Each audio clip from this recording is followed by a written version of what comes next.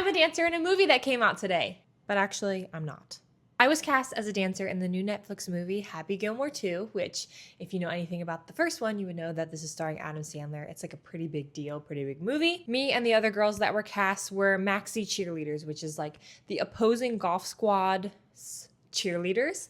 It was super exciting, and actually my director and boss from the Brooklyn Nets was the choreographer for the job, which made it extra special. We had a full day of rehearsals to learn our dance number as well as some cheers for each individual member of the Maxi Golf squad.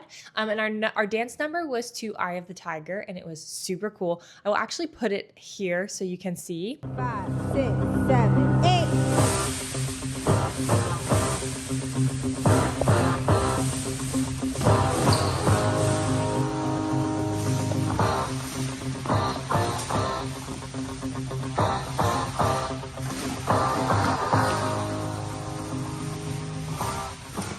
So also seeing this clip, you probably understand why I was so excited, because it was a very star quality moment for me. Then the day on set came, and we had like a 4:30 a.m. call time on set in New Jersey to get made up, get to set, all this stuff, yada yada. We were hired as like principal dancers, which is also super cool. If you work in movies or SAG at all, you know that that's like a really good thing to be. You're treated very well on set. We had another little rehearsal in the tent because they had requested some changes. And then when we headed to set, we realized how big of a scene we were in. This was a pretty full cast scene, and it had around 200 extras, and it was on this big stage. So if you watch the movie, you'll probably know exactly what I'm talking about. When we were walking up, we were thinking, this is the stage we're gonna get to do our scene on with all of these extras watching. It was just like a very exciting, you know, like that lights, camera, action feeling of like, we're gonna be up on that stage with the cameras. It was very exciting. Any scene with this many extras is going to be complicated, but this was like an extra complicated scene. It's near the end of the movie. It had a lot of like pyrotechnics and stunt work, and it was a long scene with a lot of actors and a lot of lines, and they did this scene a lot.